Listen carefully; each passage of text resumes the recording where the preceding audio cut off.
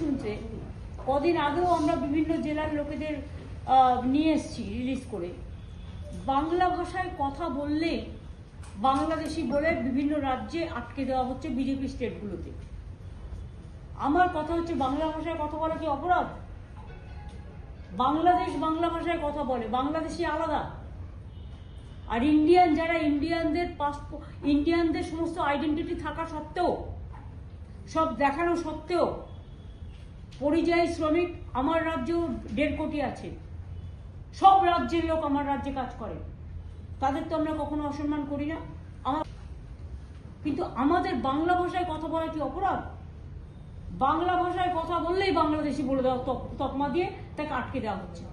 আজকে আমার কাছে খবর এসেছে প্রায় 300 থেকে 400 পরিযায়ী শ্রমিককে রাজস্থানের একটি ভবনে বন্দি করে রাখা হয়েছে, আটকে রাখা হয়েছে।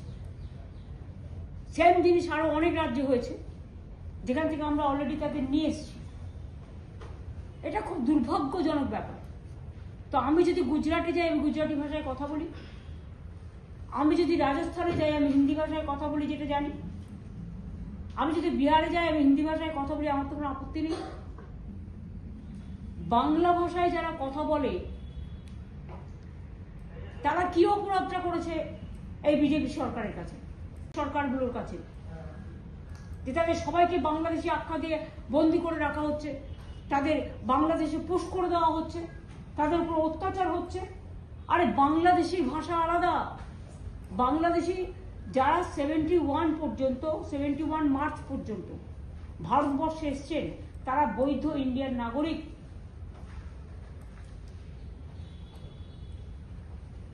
অ্যাজ পার বঙ্গবন্ধু মুজিবুর রহমান আর ইন্দিরা গান্ধী চুক্তি অনুযায়ী তখন তারা ছিলেন, তারা দু দেশের দায়িত্বে ছিলেন, এখন নেই। বেআইনি কাজ আমরা করি না। কালকেও বাংলাদেশের অ্যাম্বাসেডর আমার কাছে এসেছিলেন। আমি ফার্স্ট জিজ্ঞেস করেছিলাম গভর্নমেন্ট অফ ইন্ডিয়ার পারমিশন আছে কিনা, এবং গভর্নমেন্ট অফ ইন্ডিয়ার এক্সটার্নাল অ্যাফেয়ার্স ক্লিয়ারেন্স দেওয়ার পরেই তারা কিন্তু আমার সাথে দেখা করতে এসেছিলেন, অর্থাৎ within the knowledge of the government of India তারা এসেছিলেন। এটা তো তাদের দিক থেকে হচ্ছে, এটা আমাদের দিক থেকে হচ্ছে। কিন্তু যদি আমি বলি বিএসএফ এবং এয়ারপোর্টে ক্লিয়ারেন্স দিয়ে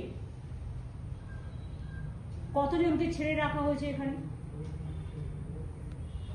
এটা তো আমি পাল্টা কোশ্চেন করতে পারি। সেটা তো আমাদের দোষ না, এটা তো গভর্নমেন্ট অফ ইন্ডিয়া করেছে। ঠিক আছে, কারো জীবন শান্তি পাক সেটা আমি চাই, কিন্তু যদি কোনো ঘটনা ঘটে যায়, কে দায়িত্ব নেবে?